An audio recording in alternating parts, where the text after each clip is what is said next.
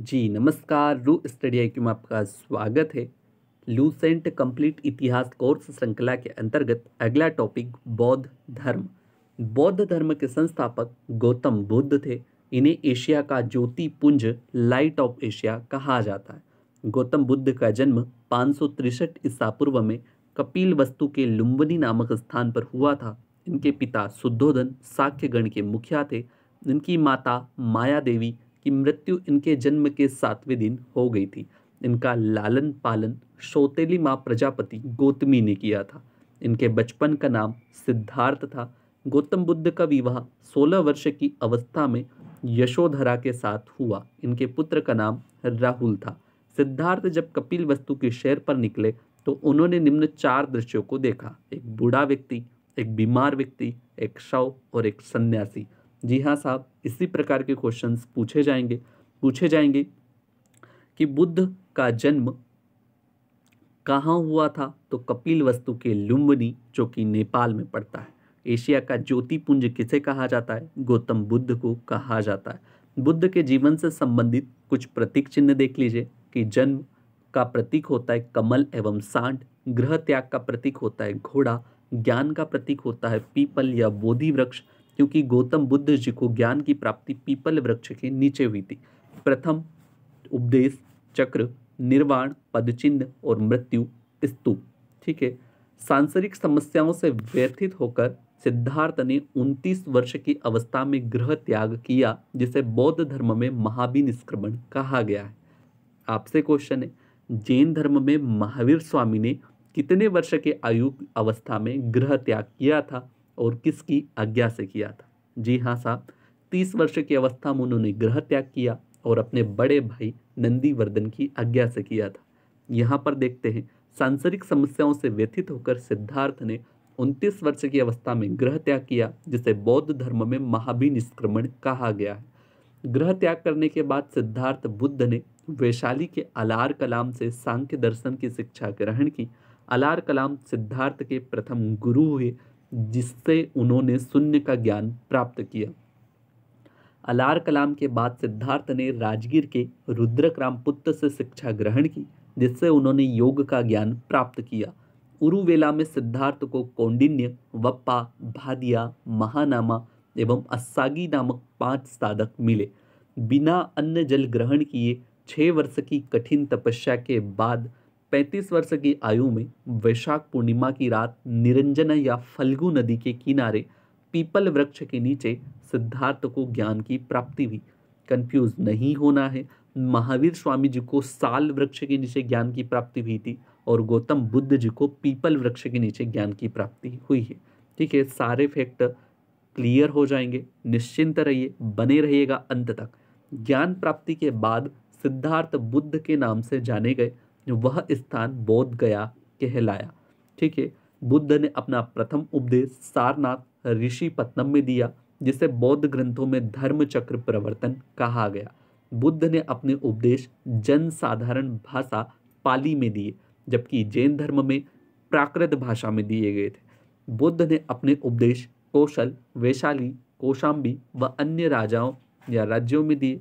सर्वाधिक उपदेश कौशल देश की राजधानी श्रावस्ती में। इनके प्रमुख अनुयायी शासक थे बिंबिसार, प्रसेनजीत, उदयन।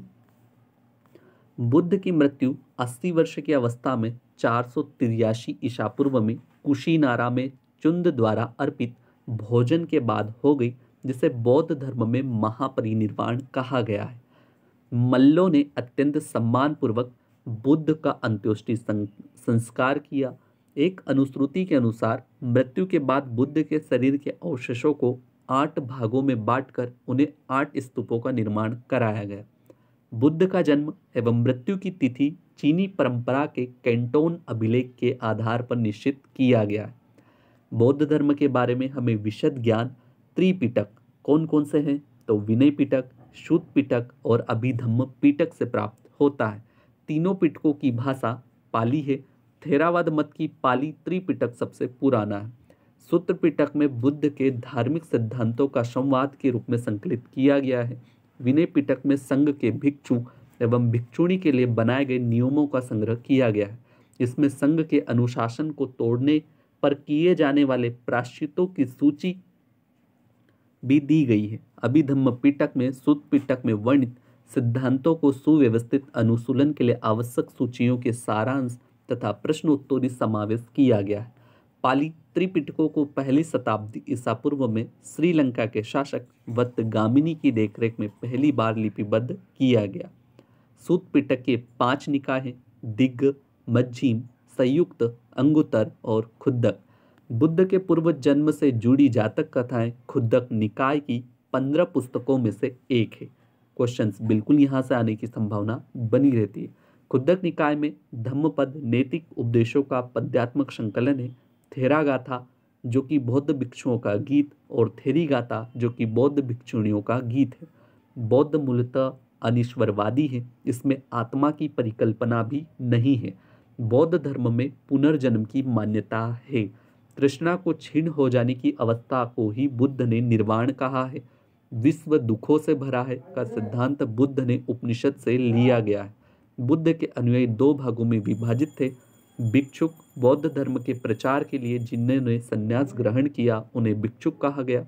उपासक गृहस्थ जीवन व्यतीत करते हुए बौद्ध धर्म अपनाने वाले को उपासक कहा गया है। बौद्ध संघ में सम्मिलित होने के लिए न्यूनतम आयु सीमा 15 वर्ष थी। बौद्ध संघ में प्रविष्टि होने की उपसंपदा कहा जाता था। बौद्ध धर्म के त्रिरत्न थे: बुद्ध, धम्म और संघ। आपसे क्वेश्चन है, जैन धर्म के भी त्रिरत्न थे? कमेंट में आंसर बताइए। बौद्ध सभाएं देख लेते हैं।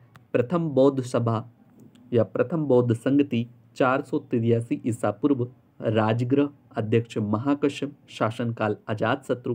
द्वितीय बौद्ध संगति 383 ईसा पूर्व, स्थान वैशाली, अध्यक्ष सभाकामी, शासनकाल कालाशोक। तृतीय बौद्ध संगति 250 ईसा पूर्व, पाटलिपुत्र में, अध्यक्ष मोगलीपत तिस्स और शासनकाल रहता है अशोक का। चतुर्थ बौद्ध संगति 98 ईस्वी में, कुंडलवन कश्मीर, अध्यक्ष होते हैं वसुमित्र और अश्वघोष, शासनकाल होता है कनिष्क का। चारों बौद्ध संगतियां वेरिया एमपी है। एक बार रिपीट रिवीजन। प्रथम बौद्ध संगति 483 ईसा पूर्व में राजगृह में होती, अध्यक्ष होते हैं महाकश्यप, शासनकाल होता है अजातशत्रु। द्वितीय बौद्ध संगति 383 ईसा पूर्व, वैशाली, सभाकामी, शासनकाल कालाशोक।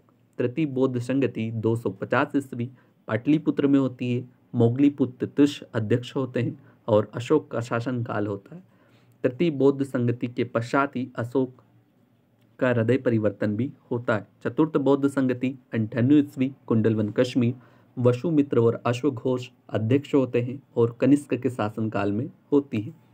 चतुर्थ बौद्ध संगति के बाद बौद्ध धर्म 2 भागों हीनयान और महायान में विभाजित हो गया। बौद्ध धर्म के महायान संप्रदाय का आदर्श बोधिसत्व है। बोधिसत्व दूसरे के कल्याण को प्राथमिकता देते हुए अपने निर्वाण में विलंब करते हैं।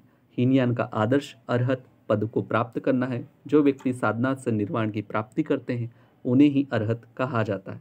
धार्मिक जुलूस का प्रारंभ सबसे पहले बौद्ध धर्म के द्वारा प्रारंभ किया गया। बौद्ध धर्मों का सबसे पवित्र त्यौहार वैशाख पूर्णिमा है, जिसे बुद्ध पूर्णिमा के नाम से भी जाना जाता है। इसका महत्व इसलिए है क्योंकि बुद्ध पूर्णिमा के दिन ही बुद्ध को ज्ञान की प्राप्ति, जन्म और महापरिनिर्वाण अर्थात मृत्यु भी इसी दिन हुई थी। बुद्ध ने सांसारिक दुखों के संबंध में 4 आर्य सत्यों का उपदेश दिया है: दुख, दुख समुदाय, दुख निरोध और दुख निरोध गामिनी प्रतिपदा।